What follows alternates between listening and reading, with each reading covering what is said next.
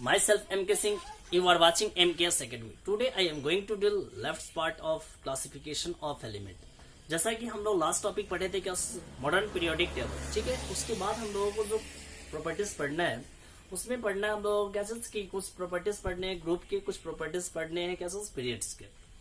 उसके बाद हमारा जो लास्ट टॉपिक होगा वो पीरियोडिक ट्रेंड्स होगा इस पीरियोडिक टेबल चैप्टर का। तो चलिए हम लोग अभी जो बात करने जा रहे हैं उसमें हम लोग सबसे पहले बात करते हैं कैरेक्टरिस्टिक्स ऑफ ग्रुप के बारे में कि आपके ग्रुप में कौन कौन सी प्रॉपर्टीज वैरी करती है, किस प्रकार से वैरी करती है, ग्रुप में हम लोग किस तरीके से मूव करते हैं, इन सारे चीजों का डिस्कशन हम लोग अभी करेंगे, ठीक है। चलिए हम लोग हेडिंग डालते हैं कैरेक्टरिस्टिक्स ऑफ ग्रुप। आपका कैरेक्टरिस्टिक ऑफ ग्रुप में हम लोग सबसे पहले बात कर ले तो elements in a group have similar properties due to their similar outermost electronic configuration. यानी कि क्या बोला कि एलिमेंट्स जो होते हैं किसी भी ग्रुप में उनका जो प्रॉपर्टीज होता है वो क्या होते हैं, सिमिलर होते हैं।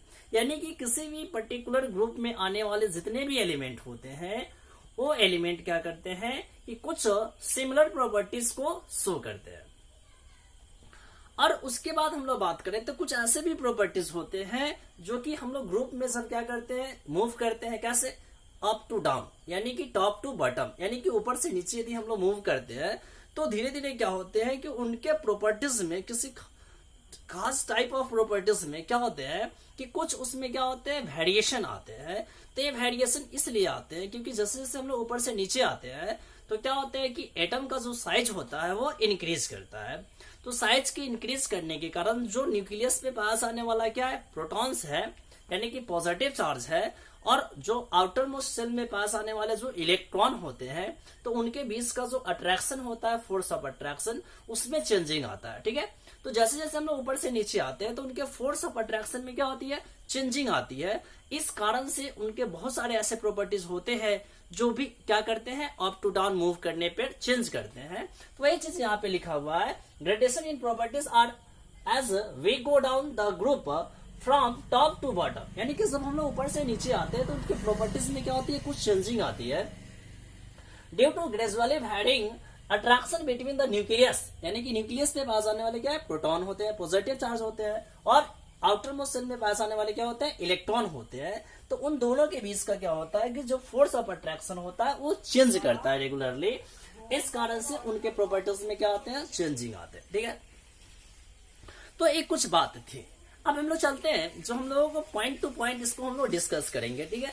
तो हम लोग अभी क्या पढ़ रहे हैं, कैरेक्टरिस्टिक इन अ ग्रुप, यानी कि किसी भी ग्रुप में कौन कौन सी खास बातें होती है, उनकी क्या क्या प्रॉपर्टीज होती हैं, इन चीजों पे हम लोग बात कर रहे हैं, ठीक है। तो सबसे पहले हम लोग यहाँ पर जो डील करेंगे वो आपका क्या होगा, इलेक्ट्रॉनिक कॉन्फ़िगरेशन होगा। यदि हम किसी भी एलिमेंट का, किसी पर्टिकुलर ग्रुप के जितने भी एलिमेंट हो, किसी भी एक ग्रुप में आने वाले जितने भी एलिमेंट हो, प्रत्येक एलिमेंट के यदि हम लोग क्या करते हैं, इलेक्ट्रॉनिक कॉन्फ़िगरेशन लिखते हैं तो प्रत्येक एलिमेंट का जो आउटर मोस्ट इलेक्ट्रॉनिक कॉन्फ़िगरेशन होगा वो क्या होंगे, सेम होंगे। अब चलिए आप लोग शायद पढ़े होइएगा स्टैंडर्ड 9th में कि वैलेंस इलेक्ट्रॉन क्या होते हैं। तो जो आउटर मोस्ट सेल में पाए जाने वाले जो भी इलेक्ट्रॉन होते हैं उस इलेक्ट्रॉन को हम लोग क्या बोला करते हैं, वैलेंस इलेक्ट्रॉन बोलते हैं। तो आप सिंपली ये समझ जाओ कि किसी भी ग्रुप में हम लोग ऊपर से क्या कर रहे हैं, नीचे जा रहे हैं, तो उसका आउटर मोस्ट इलेक्ट्रॉनिक कॉन्फ़िगरेशन क्या आ रहा है, सेम आ रहा है। और यदि उसका outer most electronic configuration same आ रहा है, it means that outer most cell contain equal number of electron. यानी कि उस आउटर मोस्ट सेल में पाया जाने वाला जो हमारा इलेक्ट्रॉन होगा वो क्या होंगे, सेम होंगे। तो आउटर मोस्ट सेल में यदि इलेक्ट्रॉन की संख्या क्या होगी, सेम होगी, तो किसी भी ग्रुप में पाए जाने वाले जितने भी एलिमेंट होंगे प्रत्येक इलेक्ट्रॉन मतलब कि प्रत्येक एलिमेंट के वैलेंस इलेक्ट्रॉन क्या होंगे, सेम होंगे, ठीक है। एज फॉर एग्जांपल हम लोग देखते हैं, ठीक है। देखिए इसका एग्जांपल, जैसे कि हमने क्या किया, फर्स्ट ग्रुप एलिमेंट को लिया। फर्स्ट ग्रुप के हम लोग क्या कर रहे हैं, लिथियम सोडियम पोटेशियम को ले रहे हैं, ठीक है। तो लिथियम का एटॉमिक नंबर कितना होता है, 3 होता है। यदि आप इसका इलेक्ट्रॉनिक कॉन्फ़िगरेशन लिखे सेल वाइज तो क्या लिखते हैं, 2 1 लिखते हैं। तो इसके जो आउटर मोस्ट सेल में इलेक्ट्रॉन है, कितना इलेक्ट्रॉन है, 1 इलेक्ट्रॉन है। तो इसका वैलेंस इलेक्ट्रॉन भी कितना होगा, 1 होगा। उसके बाद आपका इस ग्रुप में इसके बाद आता है कौन, सोडियम, जिसका एटॉमिक नंबर कितना है, 11 है। तो यदि आप इसका इलेक्ट्रॉनिक कन्फिगरेशन लिखते हो तो कितना आएगा, 2 8 1 आएगा सेल के आधार पे। तो क्या हो जाएगा, इसके आउटर मोस्ट सेल में कितने इलेक्ट्रॉन है, 1 इलेक्ट्रॉन है। तो सोडियम का भी वैलेंस इलेक्ट्रॉन कितना होने वाला है, 1 होने वाला है। क्लियर है।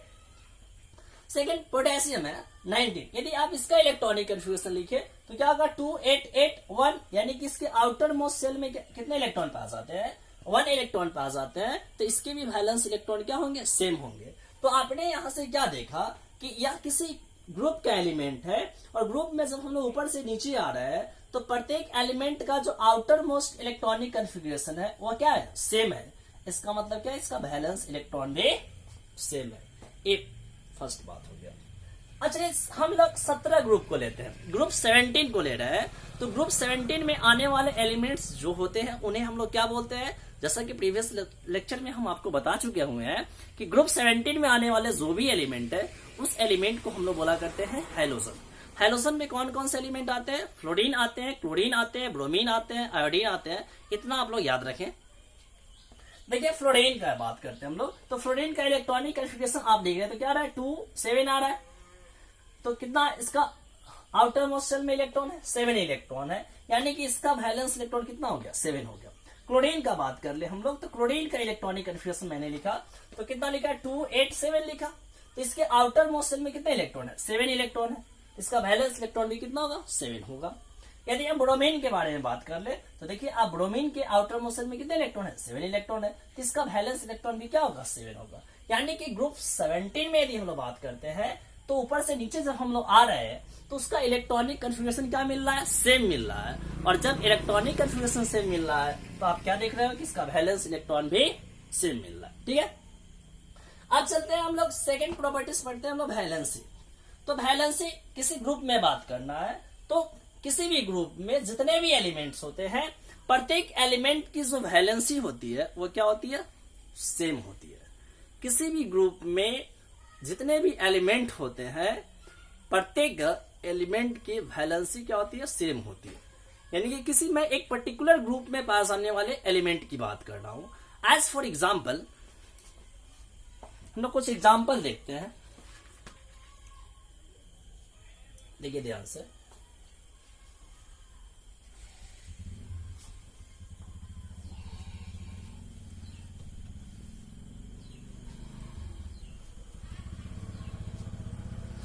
जैसे कि हम क्या कर रहे हैं, यहां पे फर्स्ट ग्रुप एलिमेंट को ले रहे हैं, लिथियम, सोडियम, पोटेशियम ले रहे हैं। ठीक है, 3 एलिमेंट को ले रहे हैं, यहाँ पे इतना ही हम लोग का काम चल रहा है। यानी ये क्या है, फर्स्ट ग्रुप एलिमेंट। ये क्या है, फर्स्ट ग्रुप एलिमेंट। यदि हम क्या कर रहे हैं, इसके वैलेंसी पे बात करें तो इसका एटॉमिक नंबर कितना है, 3 है। इसका कितना है, 11 है। इसका कितना है, 19 है। शायद मैं आप लोगों को सब सेल वाइज इसका इलेक्ट्रॉनिक कन्फिगरेशन बताया था एसपीडीएफ पे। तो चलिए उसी के आधार पे हम लोग लिख रहे हैं यहाँ पे। इसका क्या हो जाएगा, 1s2 2s1। इसका कितना होगा, 1s2 2s2 2p6 3s1। इसका कितना होगा, 1s2 2s2 2p6 3s कितना, 1s2 2s2 2p6 10 3s2 3p6 4s1 आ गया। ठीक है, चलिए इसका आउटर मोस्ट सेल आप पहचानिए। इसका आउटर मोस्ट सेल ये है, यहां पर ये है, यहां पर ये है। तो आउटर मोस्ट सेल में प्रत्येक के आउटर मोस्ट सेल में कितना इलेक्ट्रॉन है, 1 इलेक्ट्रॉन है। तो जिसके आउटर मोस्ट सेल में 1 इलेक्ट्रॉन होते हैं तो उसके वैलेंस इलेक्ट्रॉन कितना हो गए, 1 हो गए। और जिसका वैलेंस इलेक्ट्रॉन 1 होगा उसका वैलेंसी भी क्या होगा, 1 ही होगा। यानी कि यदि प्रत्येक की बात करें तो यहां पर लिथियम की भी वैलेंसी कितना है, 1 है। सोडियम का भी वैलेंसी कितना है, 1 है। पोटेशियम का भी वैलेंसी कितना है, 1 है। आपने क्या समझा कि किसी भी पर्टिकुलर ग्रुप में आने वाले जितने भी एलिमेंट होते हैं प्रत्येक एलिमेंट का वैलेंसी क्या होता है, सेम होता है। ठीक है, चलिए हम एक और एग्जांपल लेते हैं, ग्रुप 17। कि देखो अभी हम लोग ग्रुप फर्स्ट और ग्रुप 17 में बात क्यों कर रहे हैं, इसके पीछे लॉजिक यह है कि आपके स्टैंडर्ड 10th में जब भी इसके वैलेंसी और वैलेंस इलेक्ट्रॉन पे बात करेगा तो ज्यादातर क्वेश्चन आपके फर्स्ट ग्रुप और 17 ग्रुप के एलिमेंट से ही आते हैं, ठीक है। इसलिए मैं उस पर ज्यादा जोर दे रहा हूं। ऐसे जब हम लोग क्लास में मिलेंगे तो हर एक ग्रुप के बारे में हम लोग अच्छा तरीके से डिस्कशन करेंगे, ठीक है। अभी हम ग्रुप 17 की बात कर रहे थे। फ्लोरीन ले लिया मैंने, क्लोरीन ले लिया, ब्रोमीन ले लिया, ठीक है। तो इसका हम लोग सिंपल इलेक्ट्रॉनिक कन्फिग्रेशन लिख रहे हैं, ठीक है। अब जैसा कि अभी मैंने बताया फ्लोरीन का एटॉमिक नंबर कितना है, 9 है, इसका कितना है 17 है, इसका कितना है 35 है।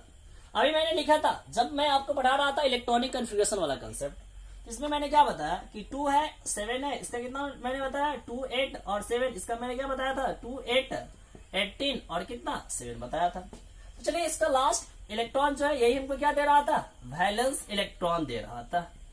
वैलेंस इलेक्ट्रॉन कितना था इसका 7 था। तो चलिए जब भी 4 से ज्यादा यदि किसी का वैलेंस इलेक्ट्रॉन हो तो उसका हम लोग वैलेंसी कैलकुलेट करते हैं कैसे, 8 माइनस वैलेंस इलेक्ट्रॉन।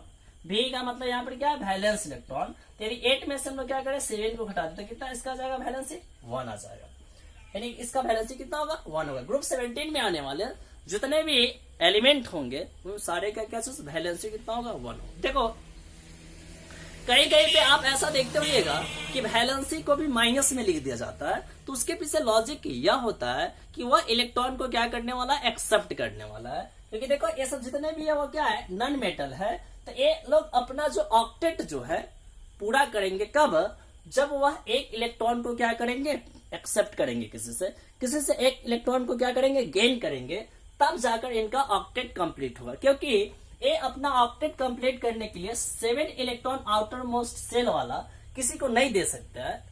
एक लेना आसान है कि 7 देना आसान है।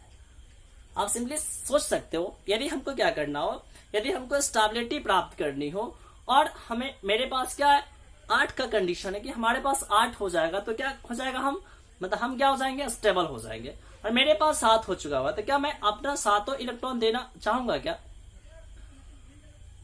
तो वही बात है कि वहां पर क्या होगा वह एक इलेक्ट्रॉन क्या करता है किसी से लेना चाहता है, यानी कि जब भी वो अपना स्टेबिलिटी पूरा करेगा तो यह एक इलेक्ट्रॉन किसी से लेकर ही पूरा करेगा या किसी के साथ शेयरिंग करके पूरा कर सकता है एक इलेक्ट्रॉन का, ठीक है। तो उस कंडीशन में आपका क्या होगा, उसका वैलेंसी जो होगा वह 1 होगा, ठीक है। देखो अभी ये आपने समझ गया कि किसी भी ग्रुप में जब हम लोग चलते हैं अप टू डाउन या किसी भी ग्रुप में पास जाने वाले जितने भी एलिमेंट होते हैं प्रत्येक एलिमेंट का वैलेंस इलेक्ट्रॉन और वैलेंसी भी क्या होते हैं सेम होते हैं, ठीक है। चलिए अब हम लोग कुछ और बात करते हैं। जैसा कि अभी मैं आपको वैलेंसी के बारे में चर्चा कर रहा था, ठीक है। तो ये वैलेंसी टर्म का मतलब थोड़ा सा आप लोग समझ लीजिए कि इस वैलेंसी टर्म का मतलब क्या है, ठीक है। देखिए जैसे कि मैं अभी क्या बोला वैलेंसी बोला ना, ये वैलेंसिया टर्म से लिया गया हुआ है, किससे वैलेंसिया टर्म से, जिसका मतलब होता है क्या चीज कंबाइनिंग कैपेसिटी, क्या चीज कंबाइनिंग कैपेसिटी। यानी कि वैलेंसी का मतलब होता है, वैलेंसी ऑफ एन एलिमेंट का मतलब होता है, वैलेंसी ऑफ एन एलिमेंट का मतलब होता है क्या चीज कंबाइनिंग कैपेसिटी ऑफ एलिमेंट। यानी कि किसी भी एलिमेंट की जो कंबाइनिंग कैपेसिटी होती है वही उसकी क्या होती है वैलेंसी होता है। आप यहाँ पे वैलेंसी बराबर ऐसे भी लिख सकते हो कि कोई भी इलेक्ट्रॉन जितना इलेक्ट्रॉन क्या कर रहा है लॉस कर रहा है, यानी कि loss of electron by element. कोई एलिमेंट यदि 1 इलेक्ट्रॉन लॉस कर रहा है तो उसका वैलेंसी कितना हो जाएगा 1 हो जाएगा। यानी कि यदि मान लेते हैं यहाँ पे सोडियम ये Na+ में गया और 1 इलेक्ट्रॉन दिया तो यहाँ पर वैलेंसी ऑफ सोडियम कितना हो जाएगा 1 हो जाएगा, ठीक है।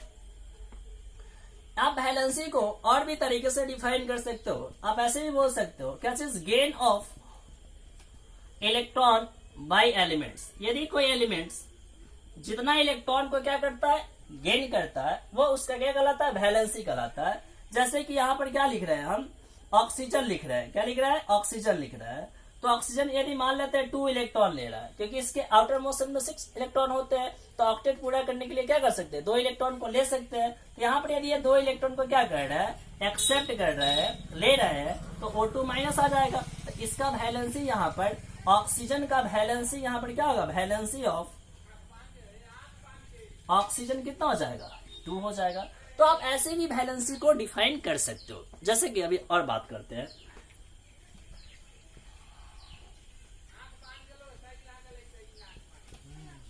देखिए ध्यान से, एकदम सिंपल सा कंसेप्ट है।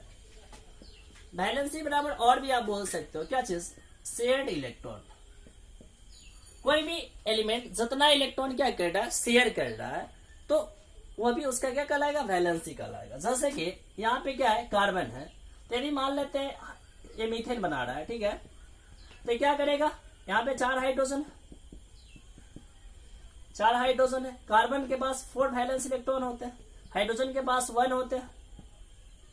तो ये क्या करेगा, इसके साथ बॉन्ड बनाए, इसके साथ बॉन्ड बनाए, इसके साथ बॉन्ड बनाए, इसके साथ बॉन्ड बनाए। तो यहाँ पर कार्बन कितना इलेक्ट्रॉन शेयर कर रहा है, 4।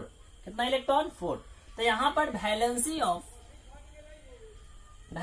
ऑफ कार्बन कितना हो जाएगा, 4 हो जाएगा, ठीक है। और हाइड्रोजन का वैलेंसी कितना हो जाएगा, यहाँ पे 1 हो जाएगा, ठीक है।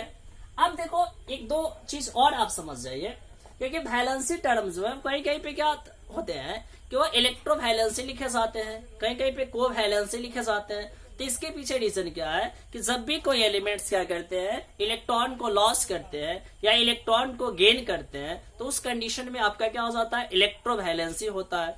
और जब कोई एलिमेंट क्या करते हैं, इलेक्ट्रॉन को शेयर करते हैं, तो उस समय कोवैलेंट बॉन्ड का फॉर्मेशन होता है। तो वहां पर हम उसी वैलेंसी को उस पर्टिकुलर एलिमेंट के लिए कौन सा टर्म देते हैं, कोवैलेंसी टर्म देते हैं, ठीक है। तो आपको इलेक्ट्रोवैलेंसी और कोवैलेंसी में ज्यादा कुछ है नहीं, इसलिए उसके लिए आपको ज्यादा टेंशन लेने की जरूरत नहीं है। तो ये थे आपके कैसे कैरेक्टरिस्टिक ऑफ ग्रुप में 2 पॉइंट। सबसे पहला तो मैंने एक देखा इलेक्ट्रोवैलेंसी, दूसरा क्या देखा हमने, वैलेंसी देखा, और फिर वैलेंसी के बारे में हम लोग कुछ अच्छे तरीके से इसको क्या किया, हम लोग डील किए, ठीक है। तो हमको नहीं लगता है कि अभी तक मैंने जो भी कंसेप्ट आपको बताया है उस कंसेप्ट में आपको कोई परेशानी होने वाली है। तो चलिए आज के लेक्चर में हम लोग इतना ही रखते हैं, इसको आप अच्छा तरीके से देंगे, और जहां भी प्रॉब्लम आ रही है उस प्रॉब्लम को हमको बताएं, तो फिर मैं उस प्रॉब्लम पे काम करूंगा, ठीक है। और फिर मैं इसके बाद आपके लिए नेक्स्ट वीडियो अपलोड कर दूंगा, और इसको आप देखिए, इसका एंजॉय करें, और थोड़ा सा आप लोग सेल्फ स्टडी पे बिलीव करें। और सेल्फ स्टडी को शुरू से ही बेस्ट स्टडी माना गया है, इसलिए सेल्फ स्टडी आप अच्छा तरीके से करें। क्योंकि कुछ अभी 1, 2, 3, 4, 5 साल में ऐसा देखा गया था कि बच्चे जो होते हैं वो सिर्फ और सिर्फ क्या होते हैं, टीचर पे डिपेंडेंट रहते हैं। उनके स्कूल में टीचर है, उनको मतलब उनके लिए कोचिंग की व्यवस्था की गई है, उनके लिए होम ट्यूटर की व्यवस्था की गई है। तो उस कंडीशन में क्या थे कि बच्चे के ऊपर काफी प्रेशर बन जाता है, यहाँ का होमवर्क करना है, वहां का होमवर्क करना है, होम ट्यूटर आने वाले हैं उनका होमवर्क करना है। तो उस कंडीशन में बच्चे क्या थे ना, काफी ज्यादा मतलब कि अपने आप को परेशान करके रखे हुए थे, और वो खुद सेल्फ स्टडी नहीं कर पाते थे। ऐसा इसलिए क्योंकि उनके पास सेल्फ स्टडी का टाइम नहीं बचता था। क्योंकि हमारे माइंड की जो कैपेसिटी है, वो जितना माइंड की कैपेसिटी है उतना ही काम करेगा ना। क्योंकि दिन भर तो आप स्कूल में रहते हो, कोचिंग में रहते हो, होम ट्यूटर आते हैं, फिर आपके पास टाइम नहीं बच जाता है, तो आपको माइंड क्या कहता है, थक जाता है। तो उस कंडीशन में आप सेल्फ स्टडी नहीं कर पाते थे। लेकिन अभी आपको अच्छा मौका मिला है, अपने आप को प्रूव करे, अपने आप को क्या करे, एकदम फुल परफेक्ट बना ले, और अपने आप में पर डे एक चेंजिंग लाए, अपने आप को इतना कंसंट्रेट कर ले कि बाहरी वातावरण से आपको कोई भी मतलब ना हो, और आप घर पर बैठे स्टडी करें और अपने नॉलेज को बढ़ाए। तो इसी के साथ हम लोग आज के लेक्चर को क्या करते हैं, खत्म करते हैं। Goodbye, take care, thank you very much.